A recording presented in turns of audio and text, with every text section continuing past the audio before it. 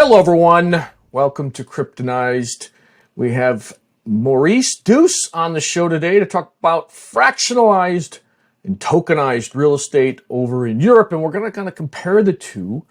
You know, us over here in the United States, them over in Europe, what's going on there. I think they got more challenges than we do. We have a pretty uniform system here. It's not perfect, but they've got countries and all sorts of things that they're dealing with. So if you are in real estate or are in crypto and you want something a lot safer than what I call Generation 1 crypto was, which were utility tokens, then you're in the right place, because we're going to talk about securitized tokens, in this case by real estates. But before we jump in, Maurice, would you mind giving us a brief introduction of yourself, and then we'll kick off? Yeah, sure. So I'm Maurice. I'm the CEO of Turo Global, and we are a crypto-based project. And one of our key projects which we are working on is what we call the VersacBrickSquad, which is our fractionalized real estate project. Could you describe what this project is, just to give the audience an idea of what it is that you're fractionalizing? Yeah, so we are buying property and we fractionalize that property. And then we give the possibility to the people who buy a fraction of that property to benefit from the revenue generated by this property. So that's in short what we are doing. We are fractionalizing it by NFTs. So we put a value behind the property. We cut that value into NFTs. We have 4 categories of NFTs, which we call the stone brick, the bronze brick, the silver brick, and the gold brick, which all have their different values. And we make a supply which relates to the total value of the property. And then you can buy an NFT and become a partial property owner. Wow. I mean, you're surprising with this NFT. You're taking it a step further than what I've done in my professional career. So you're using, instead of tokens, are you using NFTs as the investment vehicle into these real estate projects? Correct. Okay. And how are you, first of all, do you use a smart contract as well with these NFTs? Yeah, we do. So actually we sell these NFTs on 4 different blockchains, on Ethereum, Binance Smart Chain, Polygon, and Tron. So as an investor, you can choose your blockchain of choice where you want to have your fractionalized real estate NFT token stored on. And when you buy that NFT, you become a partial owner. And we make sure that the total supply over these 4 blockchains combined is equal to the value of the property. Well, do you have software that does that? How are you equalizing all that across those? Are you using a Polygon? What are you using to make sure that they're all normalized that way? We actually have a total, we have created the graphics for the NFTs. So as I mentioned before, we have 4 different price categories. The cheapest is $50, which we call the stone brick. The most expensive is $5,000, which we call the gold brick. And we mint them based on demand, but we have created them up to the total level of the value of the property. So it means we pre-mint NFTs on all 4 blockchains. And then when we see that the supply on one of the blockchains is reducing, we mint more on that blockchain or remove some on the other blockchain to have the supply distributed in line with the demand. So it has a manual aspect to it. Well, I have to say, this to me is next generation crypto. This is real value. You can see the value, whether it's through an NFT or a token. You can actually see it attached to a real estate project. My question is, how do you decide on what the distributions are? Is it cash flow? Is it sale of property? And I know there are different levels, which we'll get into next, but tell me how that all works. What we do is when we buy the property, we give it, it has a value, right? And then we we chop the value into pieces and we distribute it based on, as I mentioned, based on demand. So it depends a little bit on who is buying where the demand flows. The only thing which is very important is that the total supply is defined and is locked. And then when we have purchased the apartment or the property and the revenue is being generated, we distribute this revenue through smart contracts to the holders of the NFTs so that they get their fair share of the revenue generated by this real estate object. And is it a smart contract that decides? Like, do you say, okay, this property made $100,000 this month, distribute it via smart contract to all the NFT holders according to their NFTs? How does that all work? Or is it a manual process? It depends on the blockchain. So for example, for different blockchains, there are different solutions which are usable.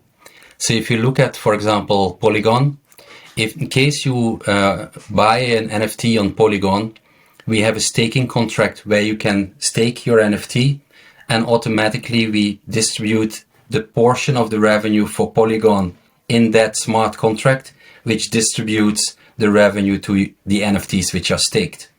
In case of Tron, we don't have that solution yet. So we have a script which finds on the blockchain who is holding the NFTs and distributes the proportional revenue directly in the wallet of the people who are holding the NFTs. So what we do is when we have a property sold out, we have a split per blockchain and we split the revenue which we generate accordingly per blockchain and then use the solution for distribution which is applicable for that blockchain. And how many projects have you done this with? Actually, we are relatively new. So we are the whole thing is just new, about to, the whole thing is new. It took quite a while to figure out all the dynamics and all the, to cut through the bureaucracy which is required to set it up. So we are selling now our first apartment. Actually, in 2 weeks from now, that apartment will be doing the technical handover. So while we have signed the purchase contract and why we have done the first prepayments on the property which was being built, so it's a newly built property, we have been selling these NFTs and we have sold about 50% of the value of that property, and we expect the revenue to come in end of February, beginning of March, because now we will hand over the property and we will get the renter to get that property rented from us, and then we will start generating revenue. Wow. So is this sort of an NFT fundraise for this project? Did you use the NFT funds to start creating the project? Is that what you did? Well, we had some own cash, which we used to do the prepayment of the down payment of the property. And now we are raising additional cash through the NFT sales. If we don't finish the NFT sales when we need to hand over the last portion of the money, we have the cash available for that. And then it means that we will be a big owner of that property. And while we are continuing to sell these NFTs, we will take that portion of the revenue as our own revenue because we will be owning that part. So we made sure that there is enough cash in the circle in order to proceed on this one.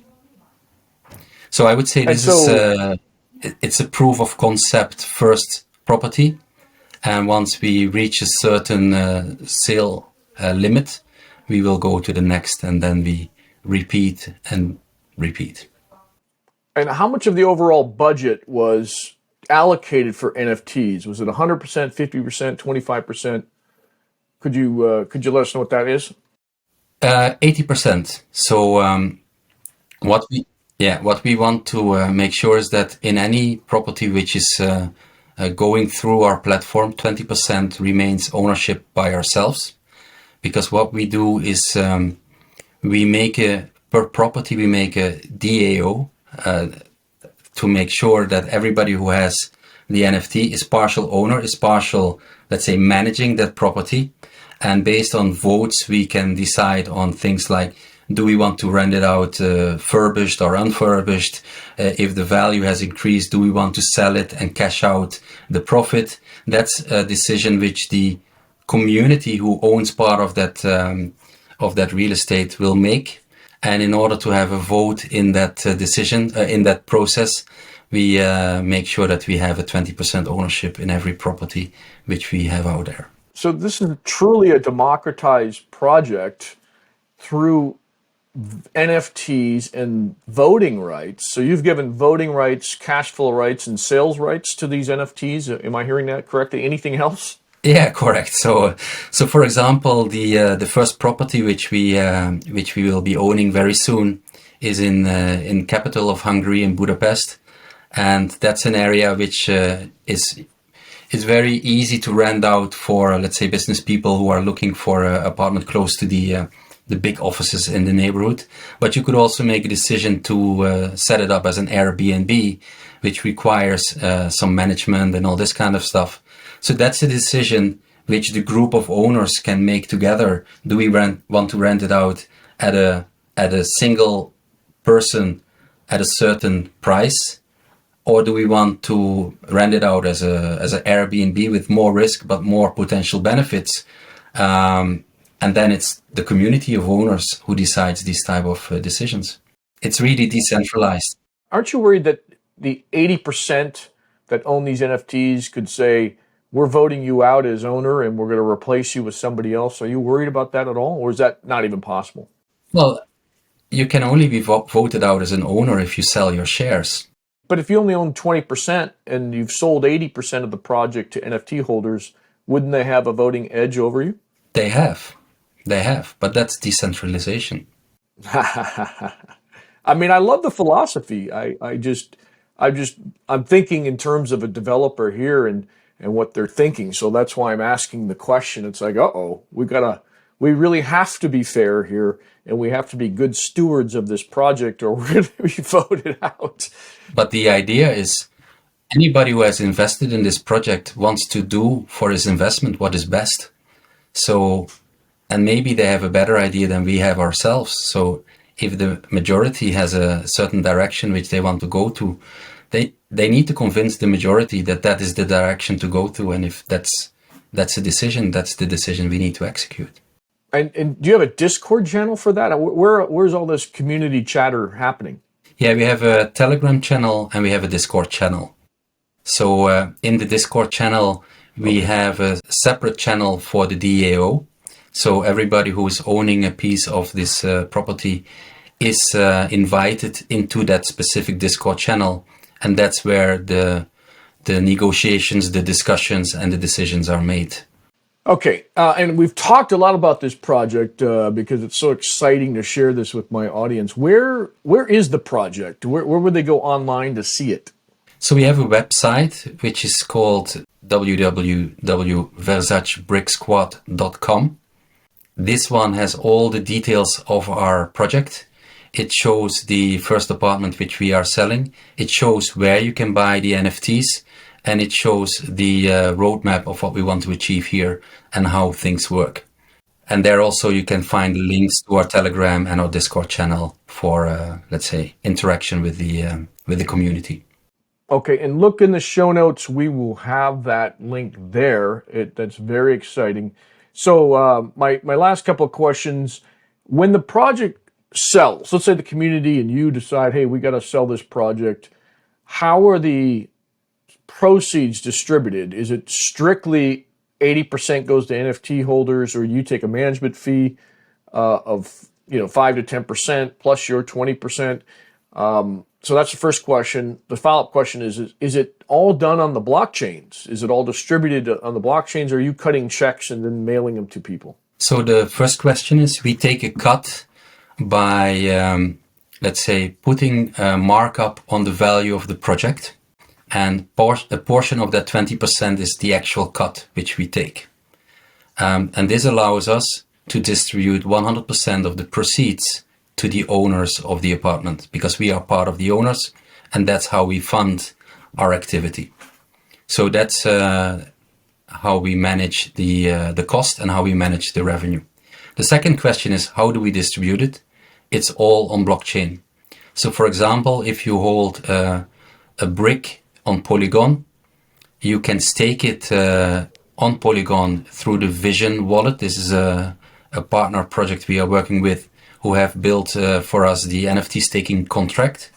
And if you stake your NFT on that staking contract, on a monthly base, you will get your revenue, your portion of the revenue paid out in USDC. And that's how you get your portion of revenue. So it's full blockchain. Okay. And the last part of this discussion is around legal. We have Reg A, Reg D, Reg S over here, all sorts of different mini IPO options. Actually, there's really one that we would use. How are you making this work over in Europe? Is it a legal structure? Or are you calling it utility token? How are you getting this past the regulators? Yeah, so the regulation was one of the biggest challenges we had, of course. So we had two things to deal with. One is the ownership and the other is the land registry. So land registry is very difficult if you want to fractionalize things in Europe, because every time a partial owner changes his name or the portion moves from one owner to the other, you need to register that change in the land registry, which is an impossible thing to do if you want to set up fractionalized real estate, as we want to do with a lot of owners. So what we have done, and this also helped from a regulatory point of view, instead of giving you actual ownership of the apartment, you will be a mortgage provider to us. So we have the actual 100% ownership of the apartment, but the group of investors, the DAO, they are our mortgage provider. So we have a contract with the DAO and we need one person of the DAO to represent the DAO and to sign this contract, which says that the DAO is the mortgage provider to us, with a 100% collateral being the real estate. And the interest paid on the mortgage is the revenue generated by the property. That's the mortgage contract which we have created together with legal support in Europe. And that is a way to bypass all the regulations, all the difficulties from a regulatory point of view. And with that, if you own an NFT, in principle, you are borrowing us the money which is backing the apartment, and it's 100% collateralized. So you have the right to your portion of the revenue. And if we sell it, if the DAO decides to sell it, you will get your portion of the 100% of the revenue of the property. I mean, it's an amazing structure. I'm not sure that works in the United States because it's considered a security. There's no such regulation over in Europe where, no, you're really selling a security because it's backed by something, even if it is a mortgage debt instrument. So you haven't had the regulators come knocking and saying, hey, you're selling securities, not just an NFT? From the location where we operate from, the security issue is not an issue as it is in the US. So the security issue from, let's say, from US law and legal point of view, the token or the NFT is a security. But it is only an issue in the US that the token is a security. Yeah. So it's a problem which is not a problem for us, right, for the company. It's a problem which is a problem for the holder of the NFT. So if you are a holder of a security in Europe, the impact of holding a security is not the same as if you are a holder of a security in US, because of the investment laws in US are much stricter than they are in Europe. Yeah. And that's a responsibility which we move actually to the holder of the NFT. So if someone in the US is buying the NFT, are there any restrictions that they should be aware of? Do they have to go through a KYC process? What is it that you guys require, or do you just totally ban it? You don't want to deal with these US circus? No, we are, in principle, we deal with the leader of the DAO. So the person who is representing the DAO cannot be a US citizen, because that would be against the law. So as long as we have the person representing the DAO being a European citizen or a citizen of a country where the security laws are not like in the US, we are fine. And then we deal with that entity, and how that entity is filled up, it's not our concern. It's a decentralized entity, and we deal with that decentralized entity. Got it. Okay. You guys have really thought this through. Is this kind of the only thing you do? Do you consider yourself a real estate developer? Do you consider yourself a fund? We are a crypto project. Is this something that you do for other, let's say a developer in Europe wants to work with you? Do you partner with them to bring this to fractionalize it, or do you have to own the property and you're just doing your own? I would say we are open for that. As I mentioned, this first property is the proof of concept, and it seems it is working. It is. We have double checked the regulatory point of view, whether everything is legal and everything is done in accordance with the law.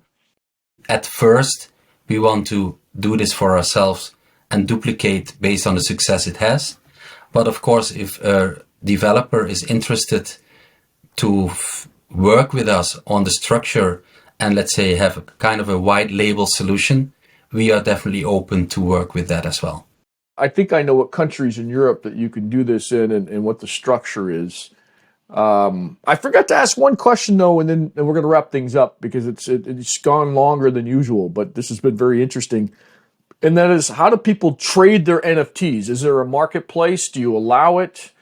How does that whole trading mechanism work? Let's say I bought $100,000 in NFTs and I'm like, I want to go buy a house. You guys made me enough money. I want to sell those NFTs and go buy a house, or I want to trade them with somebody else. How does that mechanism work? Well, you just go to an NFT marketplace. You list your NFT. We are listed on some of the marketplaces where you can just put your NFT for sale. And if somebody wants to buy it, they can buy it. So we put in 2.5% royalty fee. So let's say if you buy $1,000 worth of bricks, you want to sell them for $1,000, you get 975, we get 25. But if the value of the property has increased, of course you can sell it for $1,100 or $1,200 on the NFT marketplace. So it has liquidity because it is sellable. You can just put it on the NFT marketplace. Okay. Yeah, we don't have the time to dive into how the market dynamics works and how it's valued.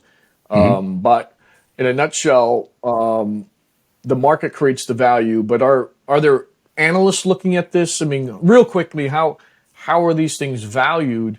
Because to me, it's easy to look at, okay, here's the cash flow, here's projected sales price. You can look at all these things as a traditional investment you would.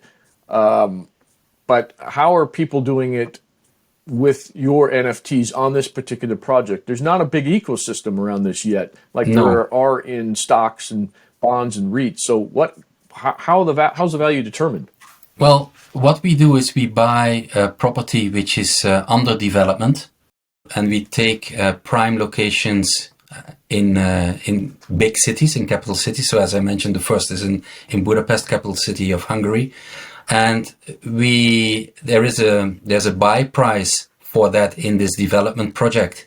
We put a markup on top of that to cover our expenses and to make sure that we have revenue to continue to cover our expenses.